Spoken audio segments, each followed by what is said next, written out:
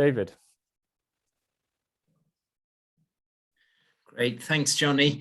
Right, I'll cover the next session at the end of the presentation because I think it fits better there, really. So if you can share the slides, Johnny, that'd be great.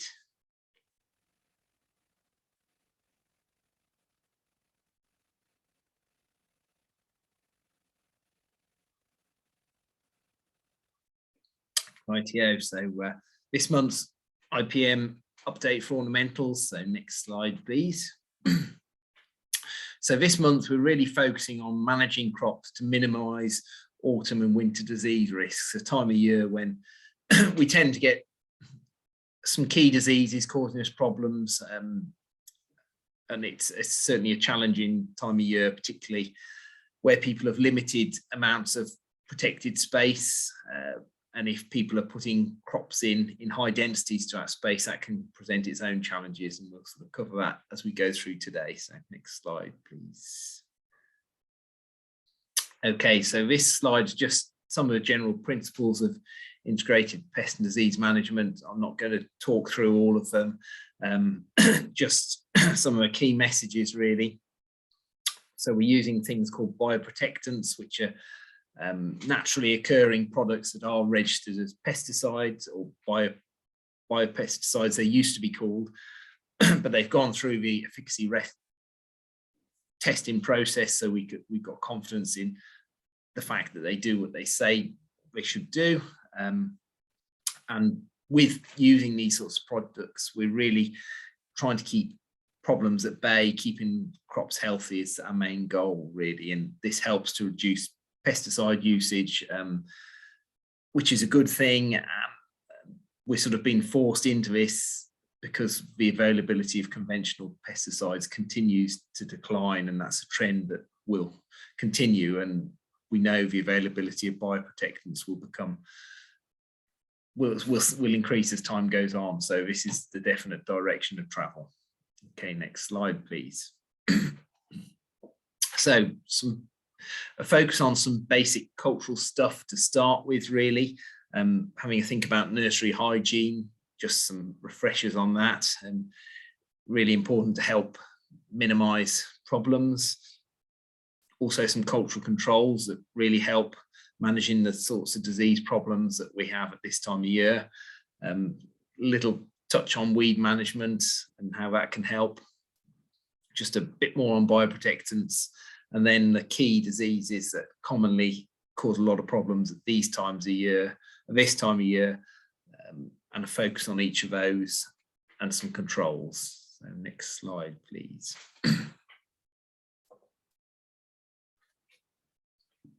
So nursery hygiene, biosecurity is a key area. So we want to keep everything clean if we can, so we shouldn't be ever really seeing things like the picture on the right. It's gone very badly wrong when we see these sorts of problems, and this would be caused by Botrytis on primula, and where you get these sorts of problems you need to act swiftly and get the affected crop rogued out, because it's just really increasing disease pressure within the crop. Resistant varieties is a slightly funny term, but because I can't really name any, but there are certain strains, and certainly some of the hypericums seem to be much more prone to rust than others, and this makes achieving control very difficult, and it's better to grow some of the more robust varieties such as Hidcote, rather than battle on with the difficult ones, particularly if your customers aren't fussed about which variety they have. Having a separate area for bought in stock, some sort of quarantine area, is a very good practice. Not many nurseries tend to do it, and as a result some are being caught out over the years when they bring a problem in, introduce it into their main production, don't necessarily realise that problem is there, and it sort of starts to spread. And I know I came across this yesterday actually on a nursery visit in a batch of Agapanthus. There was gall mite, which is very small mite, no, rust mite, sorry, very small mite, which causes sort of greying of the foliage and stunting. And it had come in on a bought-in batch that had been slotted into a mainstream production, and it had started to spread. It had crept into the next batch. They'd applied an acaricide, but not the right one, and the problem had rumbled on. So things like that, if you have a really good look at things on arrival and examine them closely and give them a little bit of time in some sort of quarantine area before moving them on, it's a very good procedure and can help prevent problems and enable you to nip them in the bud, preventing spread. We need to mention the dreaded Xylella. Most people have a good awareness of it, particularly those importing. Big potential problem, and fairly catastrophic consequences for nurseries if they bring that into their nursery. So many people have really looked at the species they're importing, if they are importing, and perhaps moved away from some of the higher risk species, and it's certainly worth risk assessing. All that aside, very important to keep tabs on the crop, walking it regularly and inspecting plants for signs of pests and diseases. Weekly, really, even through the winter, because it enables you to react to problems as they start to develop, and as soon as you can react, it lessens the consequences of potential problems. Okay, next slide, please. So we really want to start clean and stay clean. So some fairly basic stuff, but crop debris are a real source of problems. So here we've got a dirty bed, we've got moss liverwort on there that would simply reinfect and infest new potting. If that was stood down on there, there's likely to be some weeds knocking about on beds that aren't properly cleaned. If there's dead leaves, bits of broken shoots that have knocked off plants as they're dispatched, that can all be colonized by Botrytis, which is a major disease of this time of year, which can be an entry point for that to then move into the crop. So well worth cleaning, particularly beds, prior to potting new batches. And if any cultural work is done on crops sort of over winter, any pruning or even crops that have been moved under protection that have lost their leaves, it's well worth cleaning those up to maintain this good hygiene. Where you do have outbreaks of Botrytis in particular, that can spread by aerial spores. So it is worth considering bagging affected plants up in situ to minimize the spread of that throughout the house. Also, surface sterilants are very useful when you're cleaning up beds like here.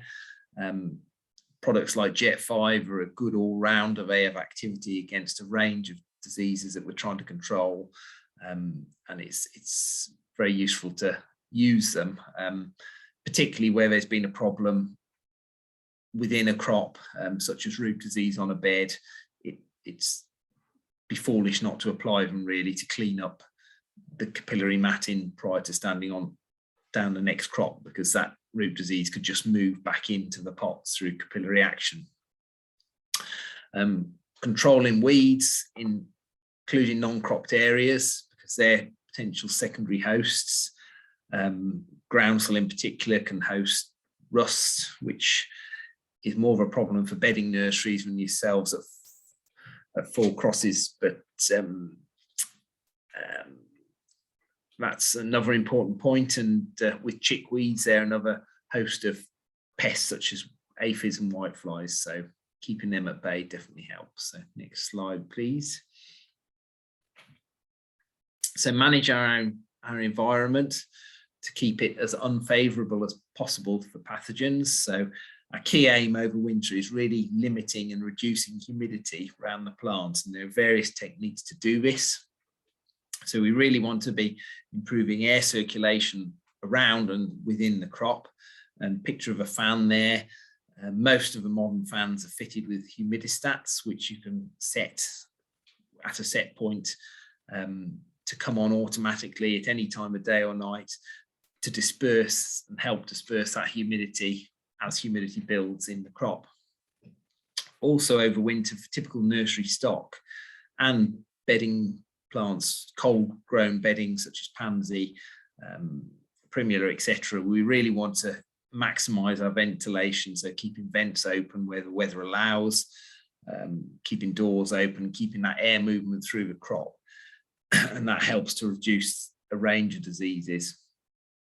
Obviously, there's times when high winds shut down vents, and heavy rain can also cause vents to shut. But if these sorts of conditions occur, you need to be aware that they can increase your disease pressure, and really monitoring the crop and being ready to react with fungicides if necessary. Ensure the plants are well spaced and as well spaced as they can be. So ideally foliage not touching between pots. And this helps also to reduce our disease pressure. Watering is another technique. We want to minimize the amount of time leaves are wet for. So really thinking about the times of day you irrigate, and at this time of year, I would say it's worth checking the weather and picking the day that you irrigate if possible. So avoiding grey, wet days, because those leaves will sit wet for a long, long time after overhead irrigation has been applied. If you can pick a nice, bright, sunny day, the leaves will dry much quicker, and choosing a day like that, if possible, is the best. And trying to get the irrigation on in the morning to maximize the time that we're giving the crop to dry before we go into night, when it'll sit wet for a long, long time. If you've got the possibility of irrigating crops from below, that's another technique that can really help, particularly with crops that are very prone to foliar diseases, and people that grow a lot of hebes use this technique. It's also very useful for crops such as lavender, that are very prone to botrytis and other pathogens such as shab over winter. Another technique is to apply some heat to dry leaf surfaces when necessary, and that's a technique that is used particularly with very susceptible crops such as cyclamen, but obviously we want to try and minimize that as we're sort of moving towards net zero, thinking about carbon emissions. So that's sort of our last option really. So next slide, please. So thinking about weeds, so just in the picture there, we've got weeds merrily seeding and growing alongside a glass house. You can see there's wind-blown seeds, looks like either south thistle or possibly some groundsel, and they'll just blow up and in through the vents and contaminate our crop. They'll also blow into those stored pots. So if any of those pots can be reused, they'll contaminate those. So weed populations are a major cost for us. And some recent work has shown that hand weeding alone can cost up to 50,000 a hectare. Hectares aren't that widely used in container production as a measure of area, bit of an agricultural term, but it basically equates to 10,000 square meters. And to put that into numbers of pots, when you're producing 3 litre pots, it'd be about 175,000 3-litre pots. So we need to be doing everything we can to minimize this weed pressure. So using pot mulches, there are various options about these days, and many of them will stick and bind together, which helps to keep the product where we want it on the top of a pot. But also when you're using those pot mulches, you really need to ensure you get sufficient thickness to provide sufficient depth, otherwise they won't work. And the journey from the point of application, if you're potting centrally, to a growing on bed needs to be carefully orchestrated, because if you're traveling quickly over bumpy sort of roadways with potholes, a lot of these pot mulches will jump off and they'll end up on the bed of a trailer or on the nursery roadways, and they won't be doing the job that we need them to do. So if you're using pot mulches, they need to be kept at the point of application, and you need to address the travel to the bed and fill in potholes, ensure tractors and trailers travel slowly. Pot toppers, they're a slightly more expensive option generally. Well, quite a bit more expensive than pot mulches, but they are certainly another option. sometimes used on larger and specimen pots, various options available. But another thing that we can think about, they're appropriate for crops where mulches don't suit the crop. So some people have said when they're potting lavenders, for instance, they find that the mulch can bridge, particularly where mulches are applied by machine, they can bridge in the canopy of the crop, and that can cause problems. So a pot topper may be more appropriate for some crops. And then when you're using these types of products, it's definitely still worth using residual herbicides. There are a few options available to us. Flexstor and Venzar 500 SC are good options to start with post-potting. And they can be used, as I say, in conjunction with pot mulches and pot toppers, all to help with this weed control. Now, whatever your weed control strategy is, you need to back it up with regular hand weeding, because if you don't, it will fail. And research in the States has shown that regular hand weeding is much, much cheaper than just hitting crops periodically when there's a high weed burden, because you're stopping the weed seeding, and it sort of helps break the cycle, which is what we want to achieve. And thinking about crops with pot mulches on, if you're weeding and removing big weeds, you're disturbing that mulch surface, breaking the seal, and that can bring growing media to the surface, and it provides another entry point for weeds to germinate in. So regular hand weeding is time very well spent. Also, it's less of a demoralizing task for staff. And then thinking about how you lay the crops out with space to get into the crops. Some nurseries pot thick and pot thick right across the bed, which makes it impossible to weed through blocks of crops, particularly large batches. And that results in people either ignoring the weeds in the center that they can't reach from the edges, or clambering over the crop, standing on the pots, breaking the pots, damaging the crop. So I encourage people to leave access routes for weeding where possible. Normally every sort of 8 or 10 rows of pots, just a narrow row to get your feet in, to move through the crop and lean over to get the weeds out. And although we're focusing on really disease management in this talk, controlling weeds in the crop brings us the benefits we're looking at helping to reduce humidity within the crop canopy. So if you've got a really dense canopy of weeds in amongst the crop, it's just going to be contributing to humidity, which increases our disease risk. So I just wanted to talk about weeds to cover those few points. So next slide. So bioprotectant sprays. I say sprays because bioprotectants is a new term, and it includes biological controls, the insects that you apply to help control pests. So we're focusing on the sprays when we're talking about bioprotectants here. Increasingly important, as I said, the number of products available to us will increase going forwards, and they can be alternated with conventional fungicides, and this is the main way of using them really, because we haven't got enough conventional fungicides to use alone. And it enables us to create control programs utilizing the products we have available to us. Some of them can act on quite a range of diseases. So thinking of Serenade ASO, that's a useful product. So it's one of its main uses is Botrytis, but it also has activity against powdery mildew, leaf spots, and a few other diseases, including bacterial infections. So they're delivering quite a lot for us into the crops, largely use it preventatively there. And most products that we call bioprotectants are used preventatively, and that's how they work best. So you need to be on top of a crop, planning to get these things in before problems develop, and the whole message is to manage the crop to prevent the problems occurring, to keep the crop healthy.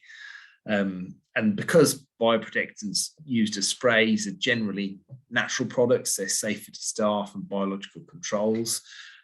So that's a good thing, because certainly for some of the chemicals or conventional fungicides that we can use, there are requirements on sort of the extensions of authorizations and minor use, etc., to wear gloves for a number of days after application, which makes dispatching crops and working through crops more difficult and can add complications.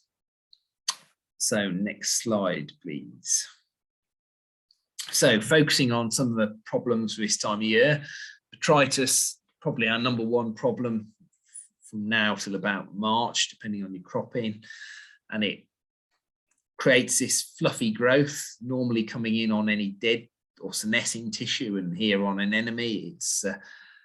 It's a problem that can occur on almost any crop, really, if you give it the right conditions, i.e. the right high levels of humidity. It can infect most things. And it sporulates easily, as you can see there in the picture. And although it often starts on dead tissue, it rapidly moves into live tissue. And if that image there, it would infect that leaf that the dead leaf is touching and spread, and potentially could kill the plants. So and not only does it kill some, it causes real reduction in quality, which is not what we want. So as I say, it likes high relative humidity, sort of more than 95%, but more than 85% if you manage measuring humidity above the crop canopy with sort of environmental control systems. And it needs a relatively short period of that high humidity, only 3 hours, for these Botrytis spores to germinate. So that's why I was focusing on all the messages about watering and really choosing when you do that, and picking the right day, because if we can get that water on a nice bright sunny morning, we're probably going to be below that 3-hour threshold on most of the crop's canopy, particularly the crops that aren't too dense. So we need to use every tool in the box to minimize our disease pressure. So next slide, please. So thinking about some of the controls, maximizing our spacing to allow air circulation within the crop is a real help, because that disperses humidity and prevents stale, stagnant air building up. And fans are a vital tool to do this. Also, where people are growing in glass houses, environmental control systems, sort of computer-based systems with set points, are very useful as well. Also, when you're propagating, ensure your stock plants are healthy. You don't want to be taking cuttings from any infected plants, because you just perpetuate problems. And keeping the crop clean and healthy, so removing any senescing material, prunings from the crop is well worth doing. So that'll help limit the problem. So when you're pruning, have a good clean up as you go. Where you've got lower leaves, even on a crop like primulas that are very prone to botrytis, if you see the odd leaf, particularly in a pot grown crop that's easier to get at, starting to go off, it's worth removing that leaf, and that can help prevent the problem developing. As I say, we can use heat boosts, but we really want to avoid rapid increases in air temperature, because we really want to keep those leaves dry, and big increases in air temperature can risk condensation forming on the leaves. So a technique to help prevent this is having your vent set point 1 degree or so above your heating point if you are heating crops over winter. So that's a useful technique. And really, most sort of hardy nursery stock crops only need frost protection. So even on a frosty morning, when the heaters have been on overnight, we're really looking, normally the sun comes up and it's a nice day, so we're looking to get the crop ventilated as soon as the temperatures are sufficiently high not to damage the crop. So getting the vents open, doors open on structures. If crops have been fleeced, getting that fleece off as soon as we can to get this humidity away from the crop and minimize the disease pressure and keep the leaves as dry as possible. All these measures will help, but you really need a spray program to support them, and we'll come to that a bit later. And your spray program can be tailored the frequency of spraying in line with disease pressure really, but doing everything we talked about culturally will help to reduce the disease pressure and keep problems to a minimum. So next slide, please. Downy mildew, another big disease that thrives in the sort of wetter, danker conditions that we get going into autumn and winter. And you can see typical symptoms there on both pansy and digitalis. Digitalis, very, very prone to it as a nursery stock crop, and it can create a big reduction in quality. And on various hosts, you get sort of fluffy grey sporulation on the underside of leaves, which you can just about make out in the photo there.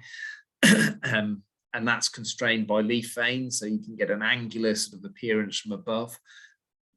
And it's a big problem on a range of crops. Buddleia, Hebe are all quite susceptible to it. And just touching on Hebe, some of the bigger leaved cultivars can be more prone to it than the smaller leaved cultivars. So that was when I was saying about disease susceptibility earlier in the presentation.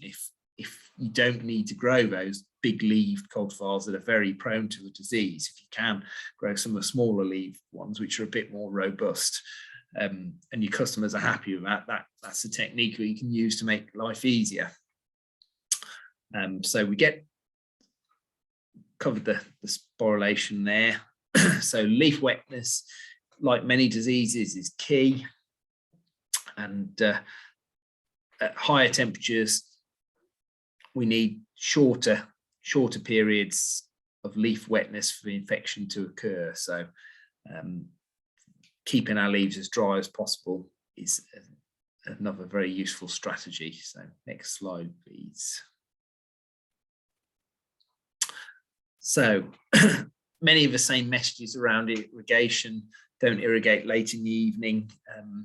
Even if you see a crop at this time of year that's wilting a little bit, going into the evening, I would encourage you, unless it's really critical and you think it's getting to what we call permanent wilting point, the point of no recovery, I would encourage you to sort of leave watering until the next day, because it'll do the crop far more good than soaking it up in the evening and then having it sit all wet all night.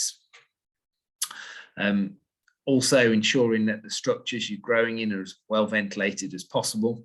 So we don't really want to be seeing vents left shut up during the day. They only really need to be shut at night, where we've got frosts, particularly where we're overwintering stock, and just holding it. If you're trying to push a bit of growth, it's a little bit different, but you still need some airflow to prevent the problems occurring. Plenty of space is another useful technique, using fans, as we've said. Now with downy mildew, where you do get disease occurring, depending on the crop, so on sort of crops like Hebes, you can get odd shoots that start to get infected first. So cultural methods like pruning these out and getting rid of them can actually help suppress the disease, and doing that and backing it up with a fungicide spray is very useful, and can help limit the impact of infections. But you need to act pretty quickly, because things can move and develop quickly when conditions are right for this disease. So you might need to reduce your spray intervals 2 to 7 days there, typically sort of working on a 14-day spray interval when things are ticking along nicely and disease pressure's low. If things start to increase, you might close that up to a 10-day spray window, and you can go down as low as 7, as it says there. So next slide, please. So powdery mildew, problem is still knocking about on nurseries. You get small discrete white patches. I appreciate that they're not very discreet on the images there, that appear on the leaf surface, and they can sort of initially look like spots of icing sugar, and then you get sporulation from those, and the disease spreads and develops.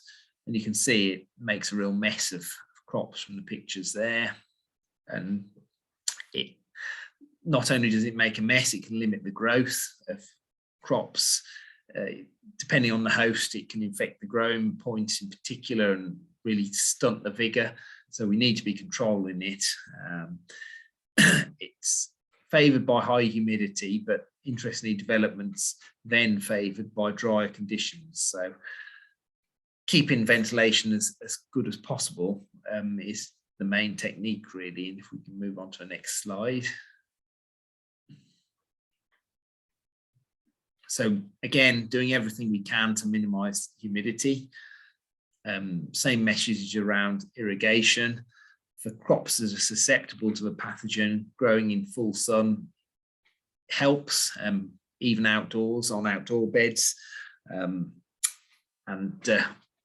ensuring air circulation is good. It's a key strategy, keeping plenty of space between plants. And on the space front, it's being proactive and spacing things before they need it, and before problems develop, particularly where you know they're susceptible varieties and cultivars. So being ahead of the game is the key, really. Utilising fans, as with other diseases, things can move pretty quickly. So you might need to close down spray intervals to get on top of a disease when disease pressure is high. And sort of this time of year, we're looking to clean up any powdery mildew to prevent it overwintering and being a problem for us next year. So products such as Karma are a useful product to do that. Alternative product to Karma would be potassium bicarb with wetter. It's the same thing, but one's a commodity substance, one's registered as a pesticide and has an EAMU. So it's whichever product you're using.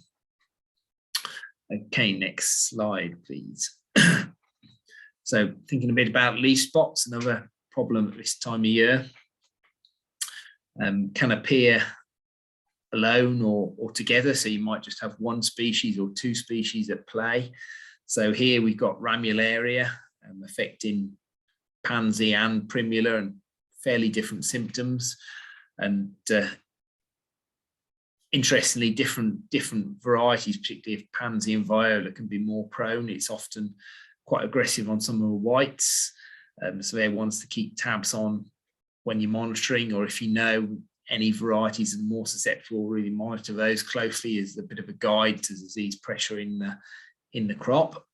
And various fungal leaf spots, just talked about Ramularia there, but they like different conditions. So as we said, Ramularia, it likes cool, wet conditions, so it's sort of an autumn problem, whereas Septoria, one of the leaf spots that infects Hebe, that spreads in water splash, and that's its route of spread. And Stemphillium, another one that affects Hebe, that likes warm, wet conditions. So they all like slightly different conditions, but general theme is wet.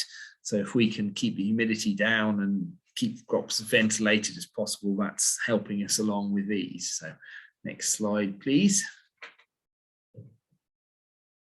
So many of the same messages here, keeping the leaves as dry as possible, really being on the ball with your crop monitoring weekly, because things can change very quickly at this time of year, and keeping the hygiene good, clearing up any infected debris between crops.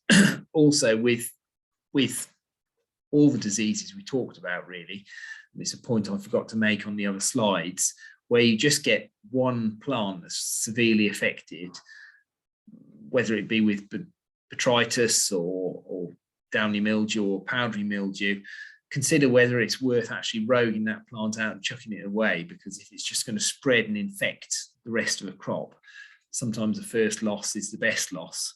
And that is another technique that can help to curtail problems. And making sure you've got good spray programs in place for susceptible species that are prone to leaf spots. Okay, next slide, please. So thinking about rust next, a couple of images here. First one, Euphorbia, and the one below is Heuchera, and you can see quite different symptoms. And rust can really vary in their appearance, from sort of corky growth to brown to orange to quite bright yellow, depending on the host.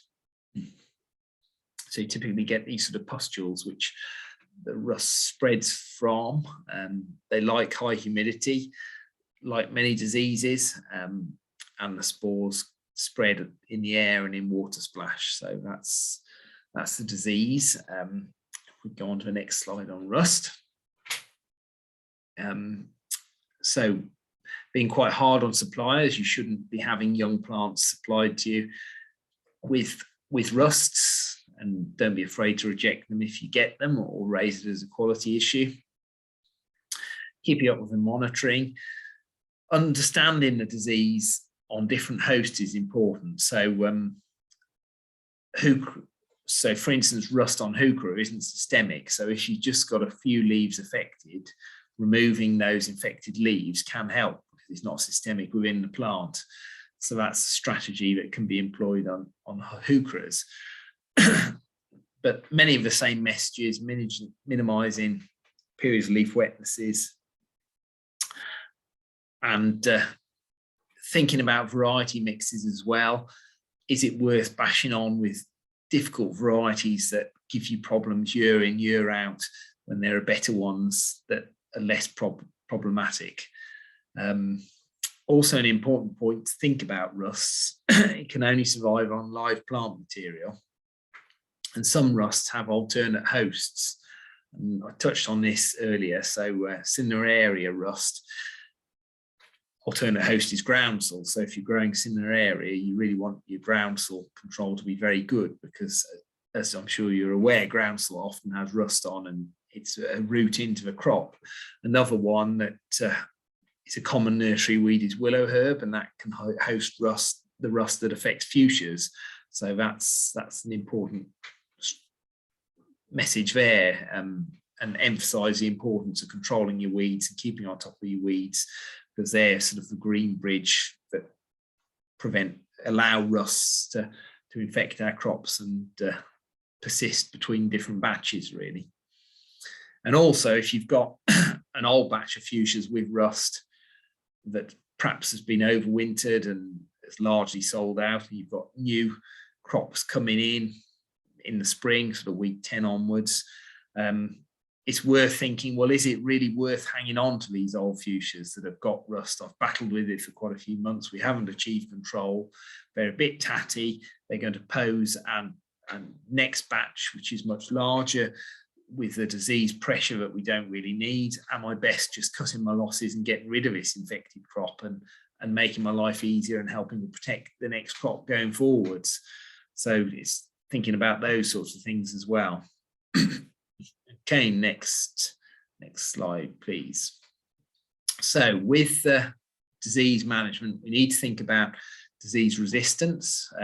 So most of the all of the conventional fungicides will have what we call a FRAC code, and that is a code that's attributed to it by an organisation called the Fungicide Resistant Action Committee. And these FRAC codes are useful because they enable us to work out which fungicides are very similar. So for instance, Amistar and Signum there, Amistar is FRAC code 11 and Signum's a mixture of 7 and 11. So if you're using Amistar and Signum in the same spray program, you don't want to be putting Amistar on and then following it with Signum, because you're basically applying half of the same, and it enables potential resistant funguses to carry on and not be controlled. So by mixing up the FRAC codes, it's best practice. And if a disease mutates and develops resistance to one FRAC code, the next one should, in theory, take it out. And bioprotectants, a lot of those are given FRAC codes, and generally the resistance risk with bioprotectants is lower. Also, with the conventional fungicides, we've got limits on the number of applications we can make. So for instance, with Signum, it's 2 applications, I think it's per crop rather than per year, but it's always worth checking the AMU to be sure when you're planning your spray programs. And those restrictions are there for a reason. They're to prevent the overuse of a product, because if we overuse products, we're basically putting a selection pressure on the disease. And if it's a bit like antibiotic resistance, if you keep hitting the disease with the same fungicide often enough, sure enough, soon enough, it'll mutate and develop resistance. So just a little message there about some resistant management. Nimrod and Karma are good options for control of powdery mildew at this time of year. So if you've got some stubborn powdery mildew, you could alternate those two to achieve control, as long as you haven't exceeded your number of applications already. And we really need to do everything we can to preserve the remaining effective controls that we've got, because we've got less and less reliance on conventional chemistry, and we haven't got silver bullets for disease like we had a few years ago. We've lost a lot of fungicides lately, so we need to preserve and ensure we don't get resistance to the remaining ones, and keep them in our armory and ensure they're effective for us going forward. So next slide, please. So thinking about spray programs, we've spent a lot of time talking about cultural controls. A spray program was put together for Tyfu Cymru, utilising a range of bioprotectants, and that's available on the Knowledge Hub. It's easy and available to download. And that was a program to target the main sort of pathogens that occur during the growing season, really. So it's worth having a look at that if you haven't done so already. Also making the point that research in the Amber project, which was an AHDB funded project, showed that some bioprotectants can be incompatible with each other. So they can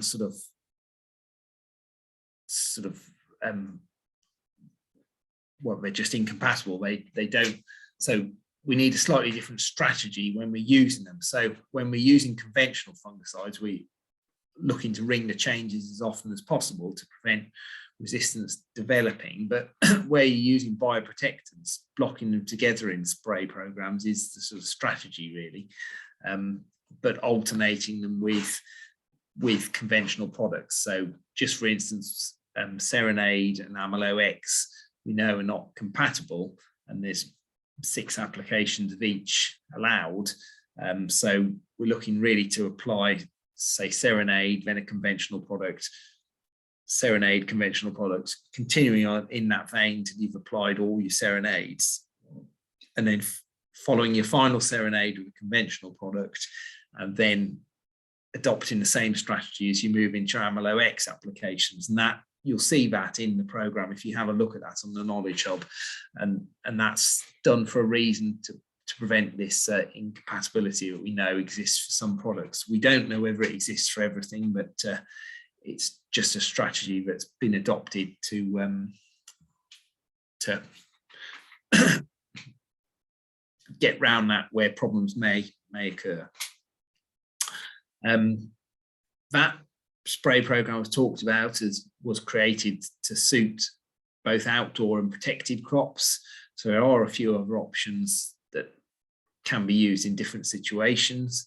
We've got restrictions on some products for use only under protected enclosure with full permanent protection with full enclosure, which basically means a glass house. So really just wanted to put the message out that crop-specific spray programs can be provided for you on request. So if you've got a particular problem with botrytis, or you fear you'll have a problem on, say, a lavender crop with botrytis in the coming weeks and months, contact Tyfu Cymru and we can help you provide a tailored spray program for that crop using the bioprotectants that are available to us. And just putting the message out there that although we spend a lot of time looking at cultural controls, they really need backing up with regular spray applications, and using bioprotectants alternated with fungicides are our current best strategy for doing this. And hopefully, if everything's right and that's done and the sprays are applied at the right intervals, diseases won't be too much of a problem for you over winter. Okay, next slide. So this is just a slide looking at some of the products that are included in that spray program. So do look at the spray program that's on the Knowledge Hub, and I think Johnny's put the link in the chat there, but I've just picked out the products. So this isn't necessarily how they should be applied, it's just listing them, and it's just listing the products that are in that program. And you'll see the FRAC code is listed, and that is listed in the spray program, so that helps with that. Just wanted to talk around Phytosave in particular, because that's what we call an elicitor.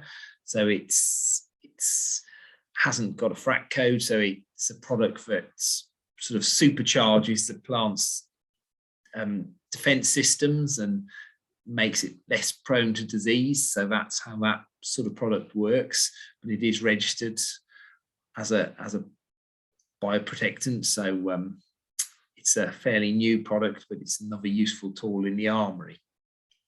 And where you do get problems and you need a sort of curative product, really, I would say switch is the number one for botrytis, where you've got a real problem with botrytis in your crops. You could also use switch for leaf spot, or something like Amistar or Signum for leaf spot. We've already said with powdery mildew that needs eradicating, Nimrod or Karma are good options. And with downy mildew, Fubal Gold was our go-to eradicant, really. Just be aware it can leave a bit of a residue on the leaf, which is perhaps a consideration close to marketing, particularly for garden centre trade.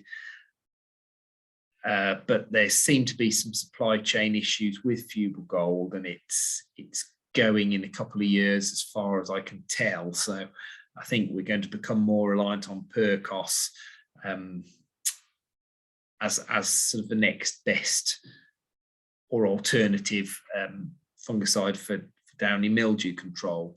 But just there are some restrictions on its use outdoors. So outdoor will probably get a bit more challenging, but it can be used under protection where a lot of these problems occur during the winter. So that's an option there going forward. Okay, next slide, please. So that's pretty much everything I wanted to talk about. If there are any questions, happy to take those or discuss anything that you'd like to raise.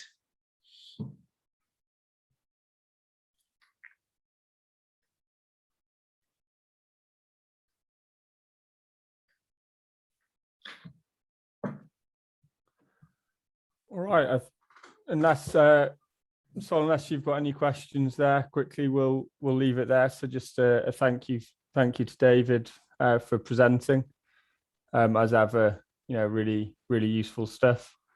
And yeah, guys, thank you for joining. Great, thanks very much.